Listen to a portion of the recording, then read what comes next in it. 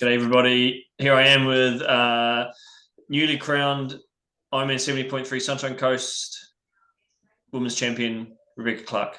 Hello, Rebecca.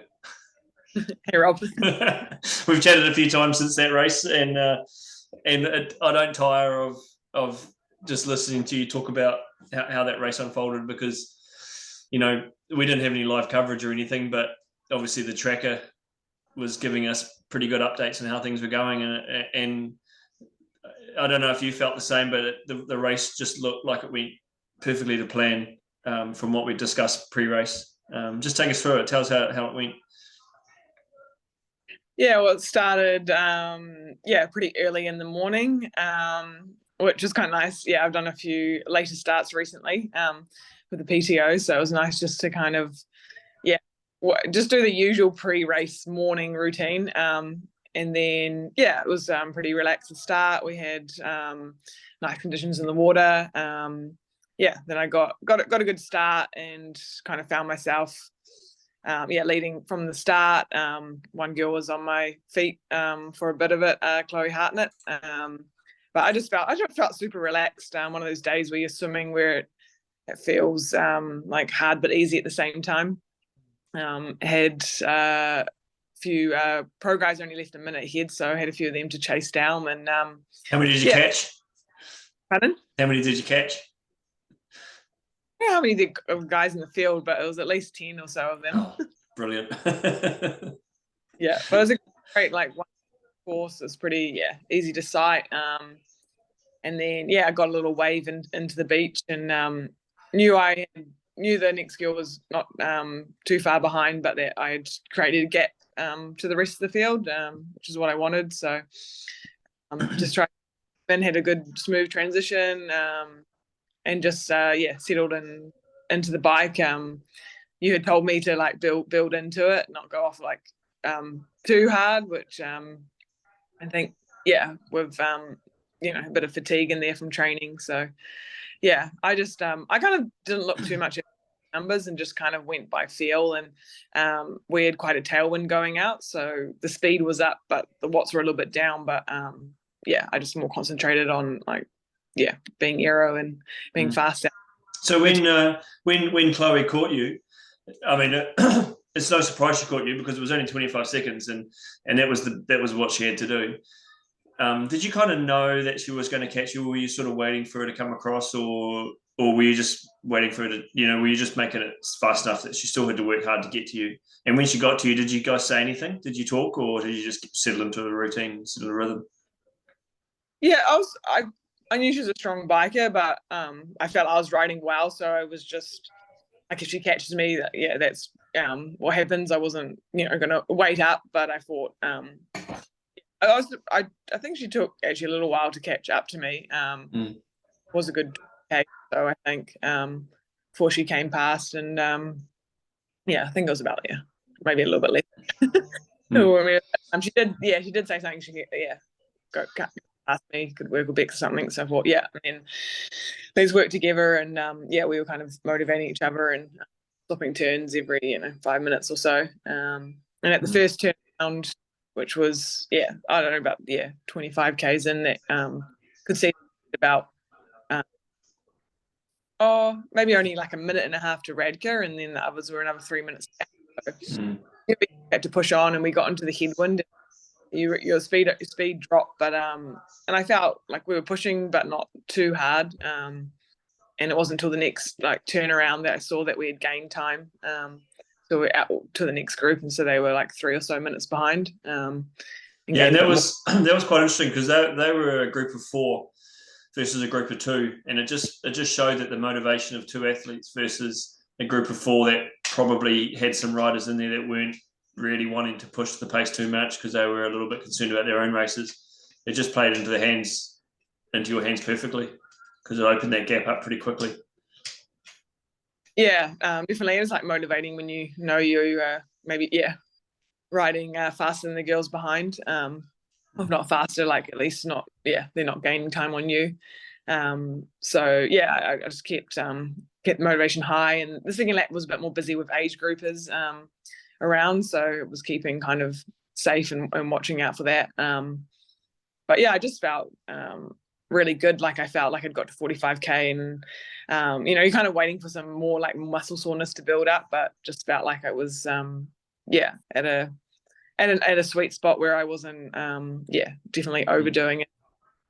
So yeah, I mean, you never know until you hop off the bike, but I knew that if I got off the bike with almost like a 4-minute lead and I ran well, like it could be my day. I think I was already thinking down the bike, even though I was like, there's still the whole run to come. Yeah. I bet that was hard to not dominate your mind. Yeah. And be like, oh, like I could actually, this is setting up nicely. I could win, but it's like, so I don't know if that like pushes you to just forget about any pain when you do get off the bike and start running. And the first 500 meters, my legs didn't feel too great, but and Chloe went out quite hard. But once I went past her and kept looking at my watch and just kept being like quite surprised by the pace I was doing, and then just kept going for it, and just got again checked the time. They weren't coming back to me, the girls. I was holding them about the same, so that was motivating, and working out maths in your head of, okay, if I'm running even like a little bit, yeah, still a lot to catch, time to. It was pretty. It was pretty amazing to watch, because I looked at your splits, your K splits, and they were fast, and they were faster than you run before off the bike, and consistently faster. And we know this was probably one of your fastest runs off the bike.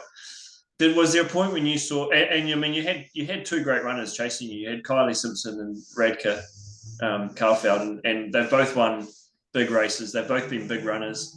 Kylie, I think, did Kylie win Ironman Cairns this year, or was she podium? I know that both Kylie and Radke were racing Ironman Cairns this year and raced really well. So, Kylie won. Yeah, Kylie won. She won Ironman Australia and then Ironman Cairns as well. That's right. Yeah. So in your mind, when you saw them at the turnaround, did you look at them and think, you're not running that great? Or did you look at them and think, holy shit, you guys are running really well, I've got to put my game up? So what was good playing then? I think when I saw Radke and that I hadn't first turned, like it was like 4 minutes, which was I knew we had about off the bike, that I thought, oh, she's running like the same pace as me. At the time, and at the point Penny was in front of her, so I thought just maybe struggling a little bit. Penny being your training partner, Penny Slater, who's obviously benefiting from the same the same amount of training you're doing at the moment. She had a great race. Yeah, she wasn't really tapered and quite fatigued, so she did great. And then when I saw Kylie, I think it was like 5.5 minutes, and I thought, well, I know she's a very fast runner, maybe capable of 120. So I was a little bit worried when I saw her, and I mean, she's such a great runner. She just looks good. So I did actually shout out to a guy I know, can you give me some time splits? Were you not getting any splits from the lead bike or anything? Were you just running blind? No.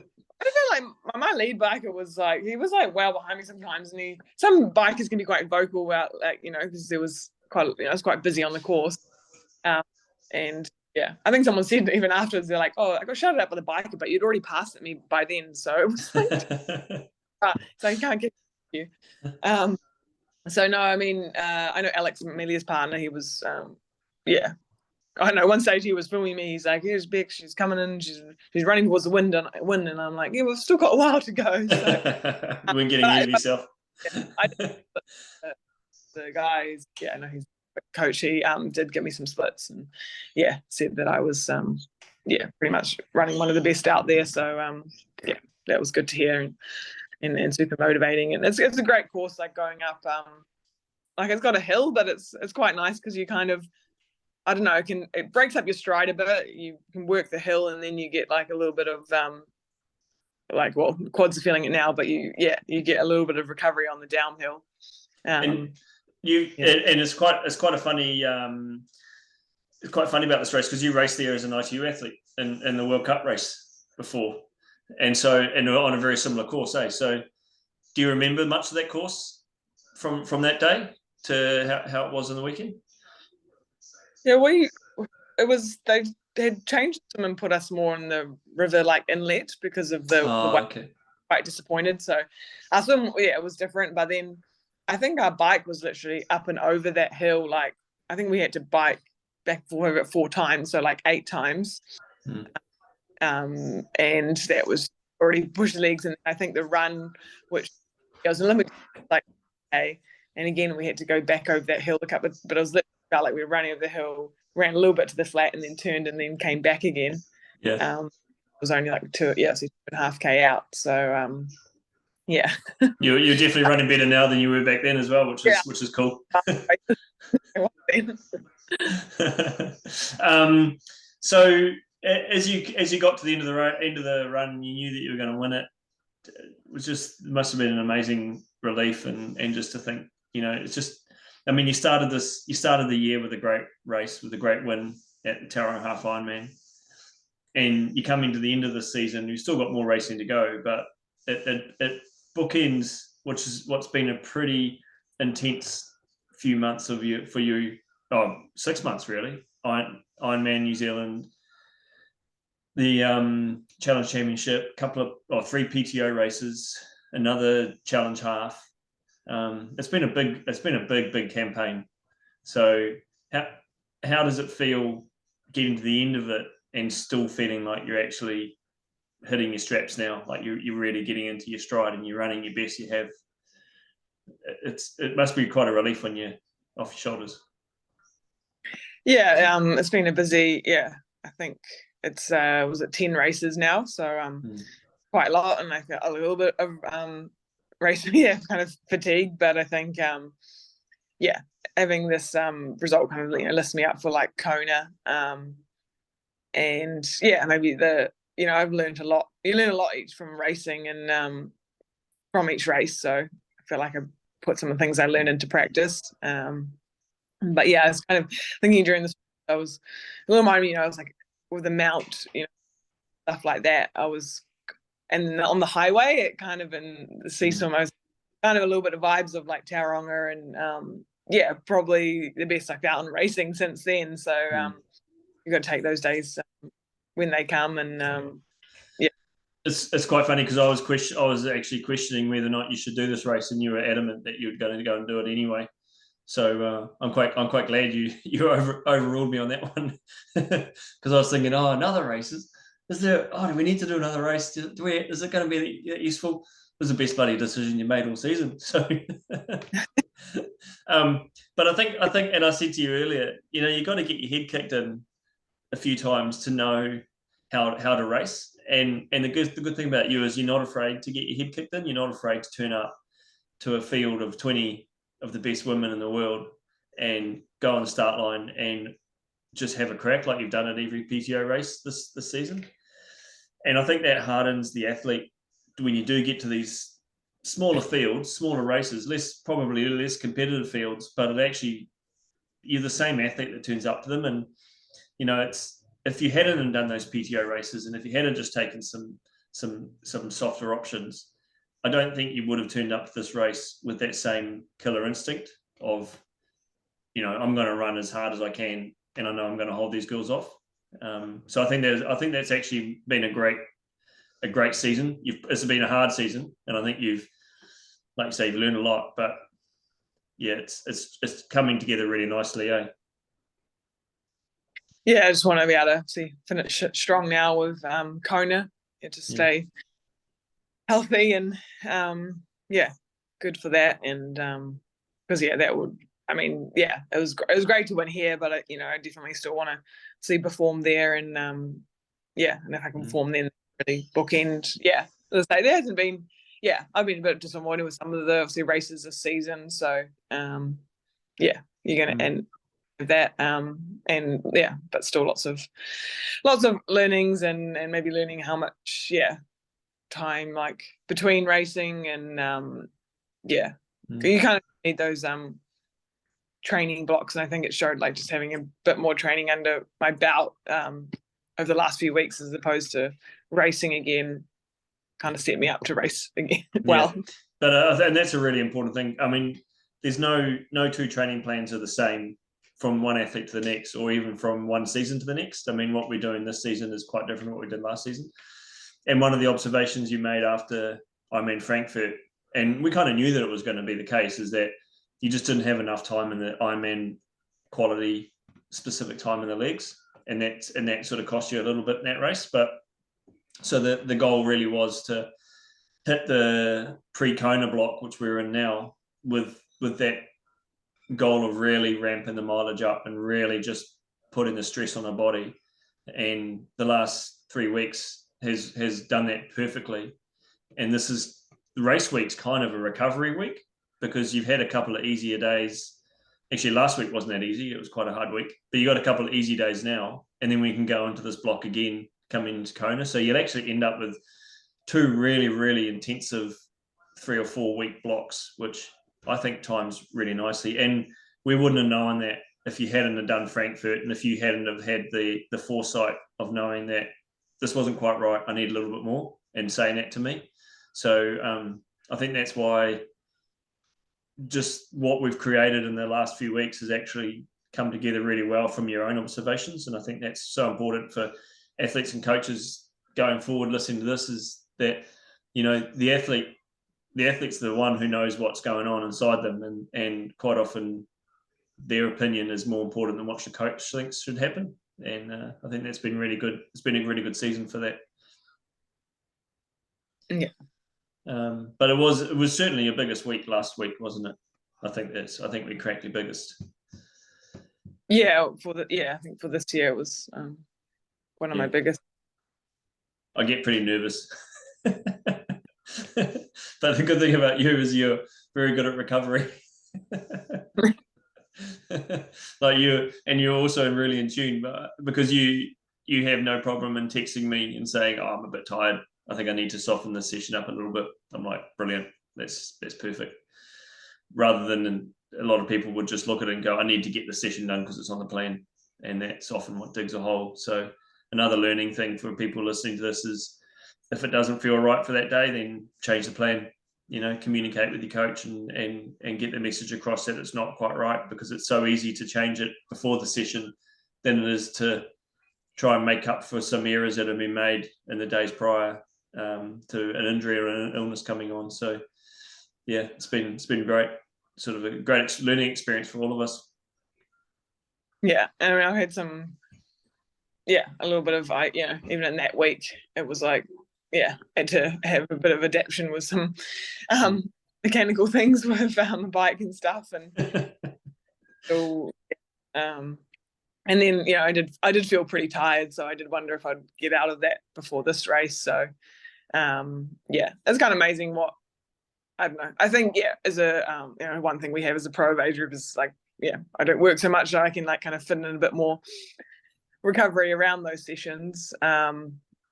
Because if I was working full time, I couldn't do the volume I did and probably get away with being very close to that line. But then be like, I can have Monday afternoon completely off. Like, I think I was laying in the bed on Monday afternoon, just like, I feel pretty terrible. But allowed to kind of freshen up a little bit more for the next day. Yeah, that's good. So now that we're how many weeks out from Kona are we? 3 or 4 weeks? 4 weeks. 3. I think it was what's today? Monday. Was it 5 weekend? So it's 5 weeks to go. Yeah, I should know this actually. Yeah, it is 5 weeks. Yeah. So it's 4 weeks, 5 weeks, whatever. Anyway, we take each week as it comes.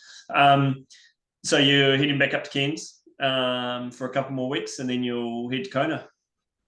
Yeah. Of humidity, in Cairns. Yeah. Yeah. I think that's been a really important thing is and you've done really well in Girona, because you've had that exposure to the heat and humidity. And you just can't let that stuff go, because it's so important to be able to compete well in a race when it is like that. You just can't hide from that sort of stuff. So you've based yourself in some really good locations for the heat and humidity, and I think that's going to pay dividends. And again, I think a lot of it's a psychological thing. If you're afraid of the heat of the conditions, then you're really going to get affected by it. But if you're not afraid of it, if you've dealt with it in training, then you'll be absolutely fine when you get back to the key races. And Kona obviously is the key race for the season. And the other good thing is you qualified for 70.3 wheels next year. Yes, yeah, going back to before 2020, wanting to do Taupo, and I think I missed slots like a couple of times. Yeah. Well, yeah, so to have it nice and early is a good feeling to know now I'm already going to that and have that on the calendar for next year. And yeah, kind of know early that, next year it'll be like, okay, yeah, we've kind of got, or hopefully Nice World Champs, and then what's best to then peak up again for December, because that would be kind of a interesting. Yeah.